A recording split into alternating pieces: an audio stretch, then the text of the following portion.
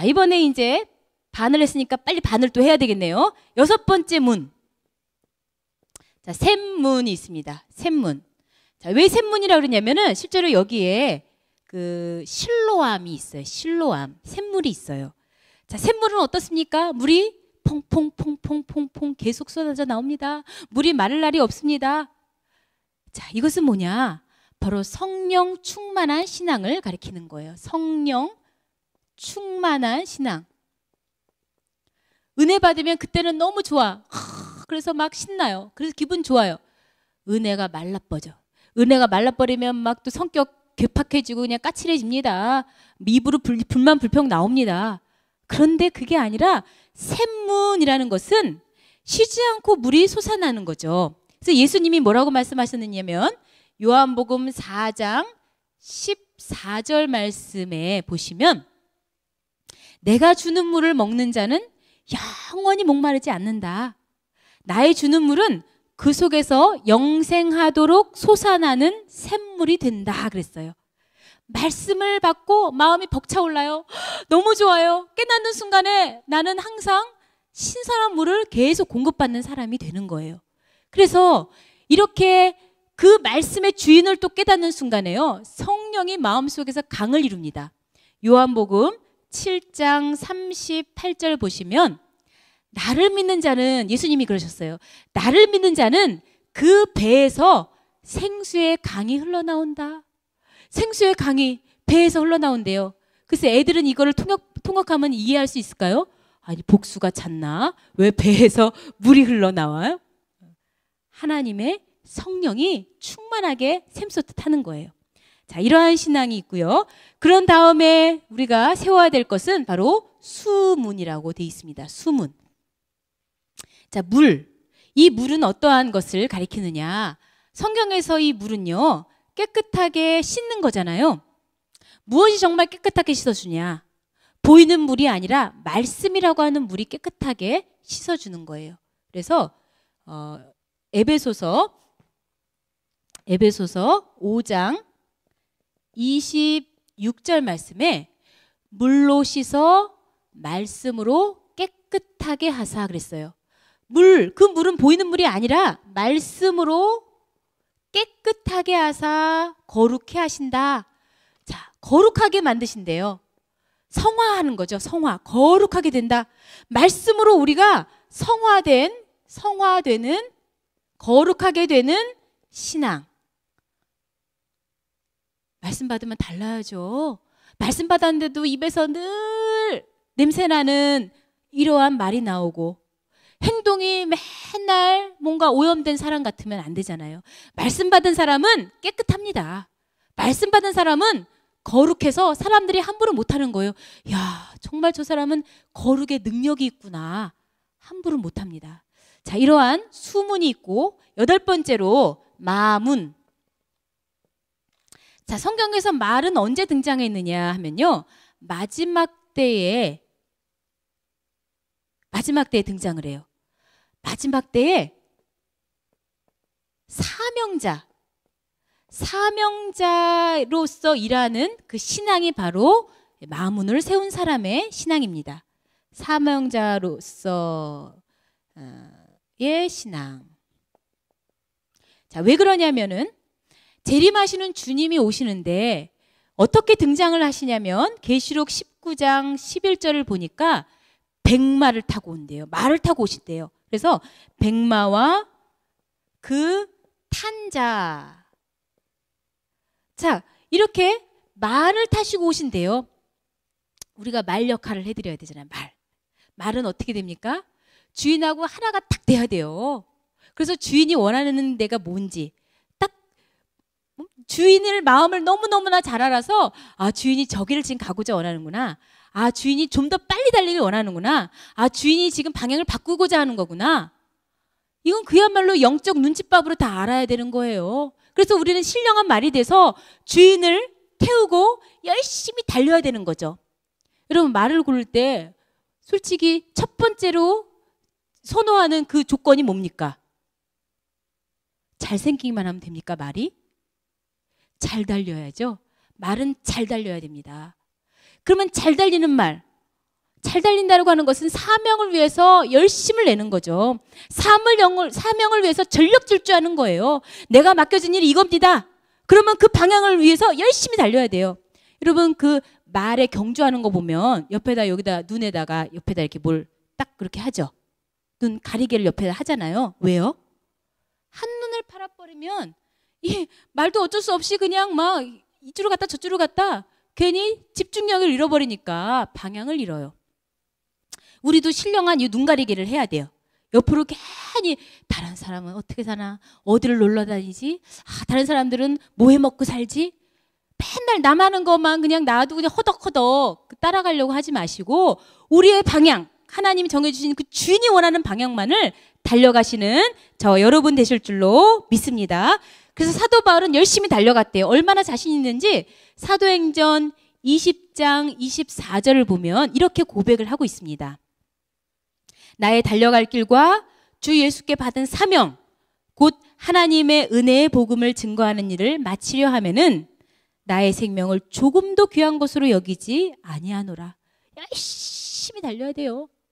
그래서 그 중국의 전설 속에 너무너무 잘 달리는 말이 있어요. 적토마라 그러던가. 그 적토마는 왜 붉은색이냐? 그 말 털이 붉은색이 아니더라고요. 너무너무 전심전력으로 빨리 달리다 보니까는 그야말로 우리가 이게 핏줄이 터지듯이 핏줄이 터져갖고는 붉게 피가 방울방울 나와서 그렇게 적토마가 됐다는 거예요. 예수님도 힘을 다해서 기도할 때 땀방울이 핏방울이 됐다 그랬잖아요. 열심히 달리는 말도 이토록 생명을 다해서 달린다는 거예요. 자, 그리고 9번째로 동문을 보겠습니다. 동문. 이 동쪽 굉장히 중요합니다. 동쪽. 성경에서 동쪽은 하나님이 일하시는 무대가 됩니다. 그래서 특별히 종말의 사건들이 이 동쪽에서 일어납니다. 자, 예를 들면 이사야 46장 11절. 저도 달려가야 되겠습니다. 시간이 되어서 빨리빨리 달려가야 되겠어요. 자, 이사야 46장 11절. 제가 읽어드릴게요. 내가 동방에서 독수리를 부르며 먼 나라에서 나의 모략을 이룰 사람을 부를 것이라. 내가 말하였은즉 정령 이룰 것이요 경영하였은즉 정령 행하리라. 동방에서 독수리를 부른다는 그 표현은 대꾸를 이루고 있습니다. 뭐냐? 나의 모략을 이룰 사람을 부를 것이다. 하나님의 일을 할 사람, 구속사의 완성자가 동쪽에 있다는 거예요. 동쪽. 동쪽에서부터 일어난다는 거예요. 자, 이것은 우리가 모든 일의 마무리, 종말의 역사가 동쪽에서 일어난다는 것을 깨닫는 거죠. 즉 종말의 때를 믿고 준비하는 신앙. 종말의 때를 믿고 또 준비하는 신앙. 자, 이렇게 종말적 신앙을 가진 것을 우리는 동문이라고 볼 수가 있습니다. 우리가 종말장이라고 부르는 마태복음 24장에 보면 이 역사들이 동쪽에서 일어났다는 거예요. 마태복음 24장 27절 보시면 마태복음 24장 27절에 번개가 동편에서 나서 서편에까지 번쩍임 같이 인자의 임함도 그러하리라. 자, 인자의 임함이 어디서요? 어디서 번쩍했습니까? 동쪽에서 번쩍했어요. 그래서 그 끝인 서편까지 이른다는 거예요. 마지막 때에 다시 오시는 주님의 역사는 동쪽에서 일어나지만 동쪽에서만 계시는 게 아니라 서편까지 그 끝까지 즉 온 세계에 영향력을 미치고 구속사를 완성을 하신다는 거죠. 자, 이제 마지막 10번째를 봅니다. 자, 한밑갓 문. 자, 여러분 성경에서 잠깐 한번 찾아보신다면 느헤미야 3장 31절에 있어요. 31절에 한밑갓. 자, 이것을 영어로 보니까 인스펙션이라고 돼 있어요. 검문이라 그랬죠. 검사한다. 검사한다. 뭐를 검사하느냐? 우리가 제품을 만들어도 생산 라인을 쫙 보세요. 이것을 여기다 끼고 그 다음에 이걸 조립하고 그 다음에 이것을 덧입혀서 이걸 뭐하고 맨 마지막까지 다 했어요? 끝이 아니에요. 맨 마지막은 뭐냐? 검사하는 거예요. 이 제품이 올바르냐? 이 제품이 하자가 없느냐? 이 제품이 제대로 만들어졌느냐? 완성품으로서의 가치가 있느냐를 맨 마지막에 항상 검수를 합니다. 그것이 바로 우리 신앙에 있어서도 똑같이 적용이 된다는 거예요. 우리 신앙이 정말 올바른가? 이것은 뭐냐? 자신을 점검하는 신앙. 우리가 신앙생활을 너무나 열심히 달려가다 보면은 나 자신은 못 봐요. 그래서 말씀을 열심히 듣긴 듣는데 저거 누가 들어야 되는 거야. 저 말씀은 누구한테 해당되는 거야. 저 말씀은 누가 들어야 되는데 안 들었네. 자기를 못 봐요. 항상 마지막은 뭐냐? 나 자신을 점검하고 바라봐야 그래야 하나님 앞에 내가 온전한 신앙을 갖추었는가 이것을 우리가 완성할 수가 있는 거죠. 자, 고린도 후서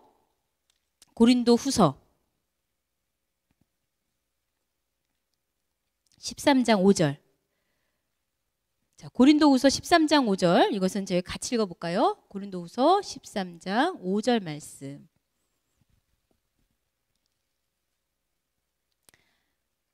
자, 한 목소리로 읽겠습니다. 고린도후서 13장 5절 말씀. 시작. 너희가 믿음에 있는가? 너희 자신을 시험하고 너희 자신을 확증하라. 예수 그리스도께서 너희 안에 계신 줄을 너희가 스스로 알지 못하느냐? 그렇지 않으면 너희가 버리운 자니라. 여러분 실컷 달려왔어요. 열심히 했어요. 근데 하자가 있어. 우리가 버리운 자가 된다는 거예요. 얼마나 허무합니까?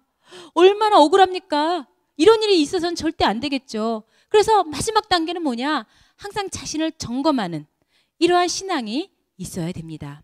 자, 이제 마지막 결론을 맺겠습니다. 우리가 예루살렘 성벽을 건축한다는 것이, 재건한다는 것이 우리의 모든 망가졌던 신앙의 모습을 다시 올바로 세우는 것인데, 그런데 이것은 우리가 하다 보면 지치고 또 이게 정말 될까? 이렇게 실망스러운 일도 또 때가 늦어지는 것 같기도 하잖아요. 그러나 절대 그렇지 않습니다. 결론, 선한 일은 반드시 성취된다. 이 일을 선한 일이라고 하고 있어요. 우리 아까 어디서 봤냐면 느헤미야 2장 18절에 보시면 저희 말이 일어나 건축하자 하고 모두 힘을 내어 이 선한 일을 하려 하매. 자, 시작은 결심과 열의로 가득 찼습니다. 과연 이게 될 것이냐? 됩니다. 그래서 이 성벽이 마침내 완성이 됐는데 얼마나 빠르게 완성이 되는지 몰라요. 이 어마어마한 이 분량을 52일 만에 완성을 했어요. 52일 만에. 그래서 아닥사스다 왕 제20년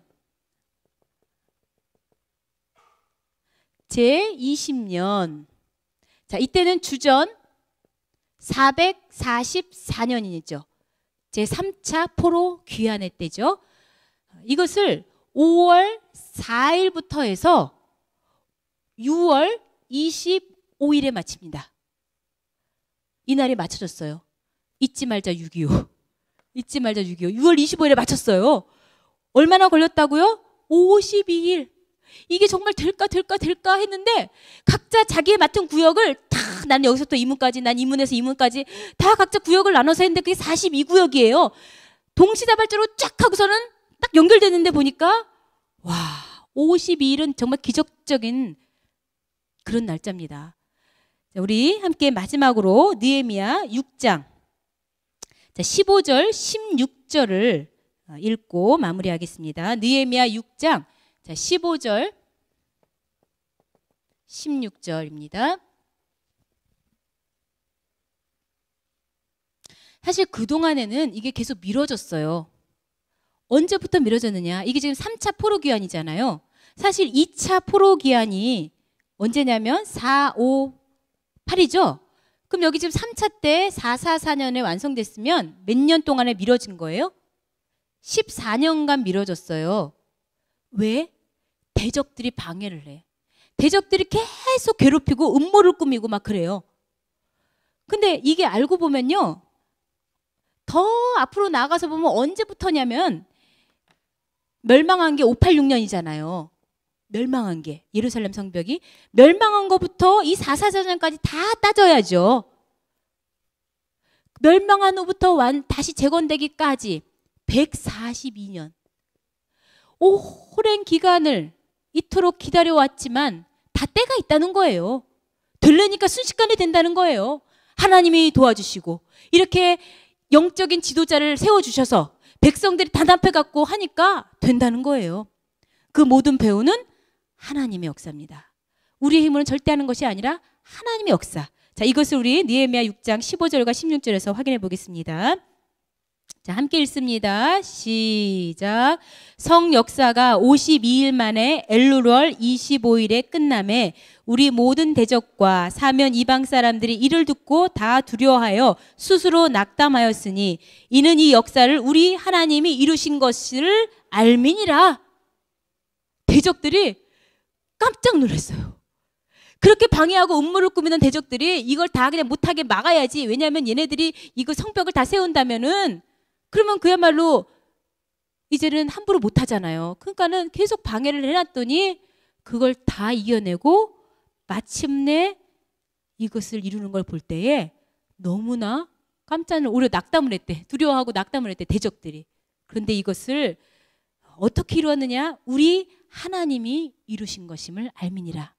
그래서 우리 늘푸른 교회가 그동안에 모든 마음이 허물어지고 정말 불에 탄 것처럼 속이 상하고 괴롭고 아픔이 있고 그래서 내 신앙이 저 밑바닥까지 떨어졌을지라도 이제 하나님의 선하신 역사에 힘입어서 하나님이 우리를 이토록 도와주셔서 우리 자신도 힘을 낼 때 너나 나나 신분, 어떤 계급, 어떤 무슨 하는 일 이런 거 남녀과를 다 막론하고 단합을 하여서 하나님의 선한 뜻을 이루어내는 놀라운 축복이 있을 줄로 믿습니다. 자, 기도하겠습니다. 아버지 하나님 감사합니다. 이스라엘 백성들의 그 예루살렘 성전이 모든 신앙의 근거지요 삶의 중심이었는데 그것이 다 무너지고 회파되고 불타버린 것을 들었을 때 얼마나 낙담하며 괴로웠겠습니까?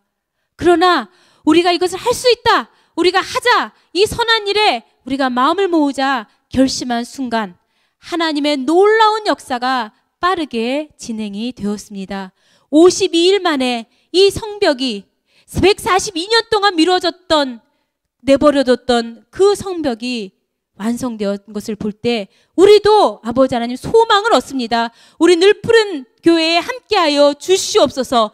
하나님의 선하신 손이 이 교회에 머물게 하여 주시옵소서. 우리의 무너진 모든 신앙을 다시 올바르게 세우게 하여 주시옵소서. 모든 문들을 새롭게 건축하게 하여 주시옵소서. 그리하여서 모든 대적들이 깜짝 놀라고 마침내 이 늘푸른 교회가 많은 사람들을 품고 또 하나님의 백성으로서 감싸는 그런 아름다운 교회, 사랑이 넘치는 교회가 되게 하여 주시옵소서. 모든 것 맡겨올 때에 예수님의 이름으로 감사 기도 올리옵나이다. 아멘. 하나님께 영광의 박수 올립니다.